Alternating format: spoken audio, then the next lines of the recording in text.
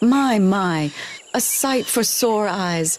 'Tis not long hence since I heard of you, but the rumors, though young, were obviously true. What did you hear of me, pray? A polite warrior who likes to solve problems, no matter how close to death he may come. However, my northern friends found you very helpful. 'Tis my trade. I work for money, not for gratitude. That is not what I heard.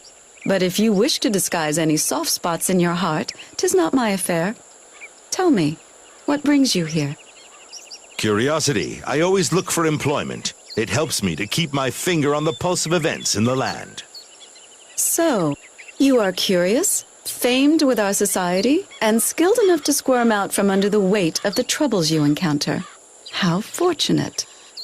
You begin to see the light, mistress, huh? Call me Amber.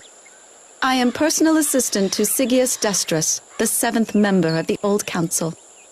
Your master seems very preoccupied with his business. He is not my master.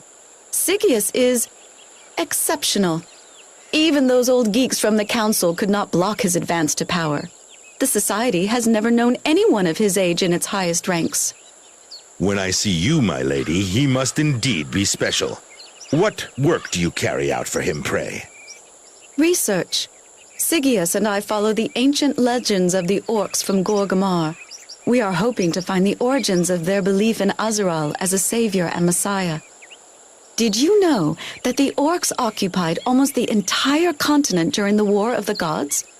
Their kingdom stretched to the inner gate in Talmont. 'Tis hard to imagine. Their belief in Azeral brought them here from the lands far in the south, beyond the Drakkar Desert. 'Tis fascinating, and despite the absence of Azeral, they live as if he were among them. Does this surprise you? Surprise, fascination, call it what you will. But our work is vital if the Catalonian kingdom is to survive. Besides, there are not many who wish to know more of the orcs. Aye, people treat them like barbarians. But when you consider their history, 'tis hard not to, I admit. And how do you treat them? They are warriors, dedicated to their cause and faithful to their leader. There is hardly any difference between our races in that respect. Interesting. I was sure you were one of those brainless lumps of mercenary muscle. But when tested, you ring true. Sigius and I have spent much time in a search for someone like yourself, and then you simply wander in here.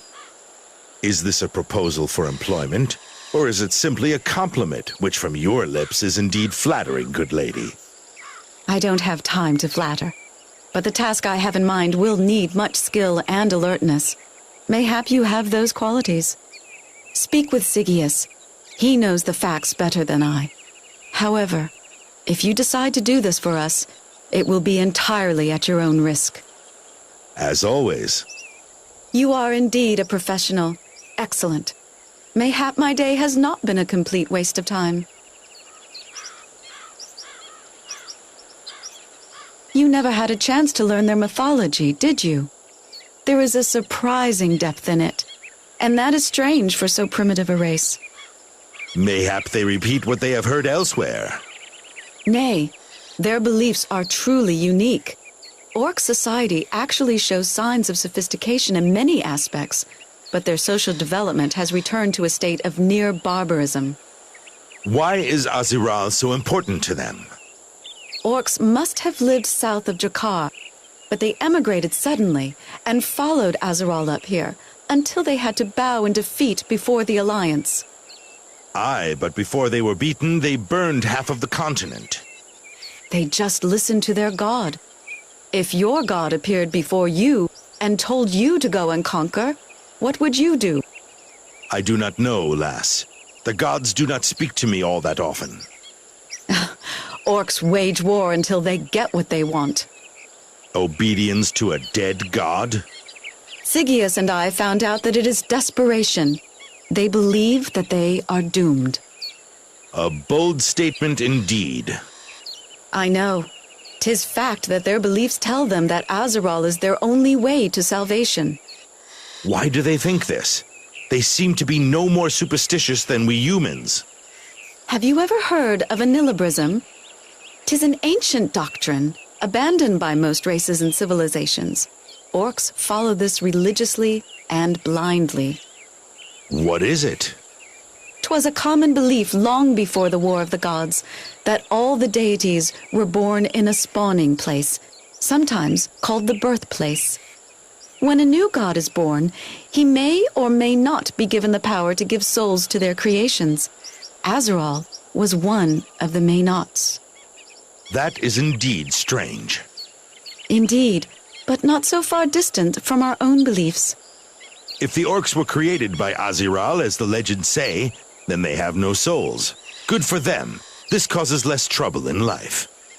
One of the orc myths says that Azeral received a mystical vision when in meditation in the desert. Soon after, the orcs left the south and marched here. Do you know what he saw?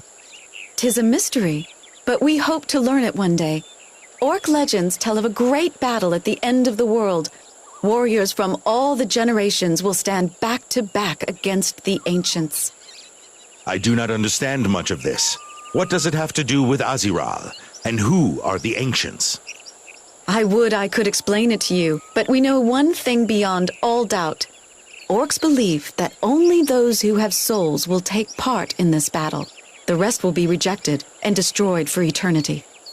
Methinks it still does not make any sense to me. Azeral was born without the power to give souls, but he may be born again. The orcs seek the birthplace of the gods.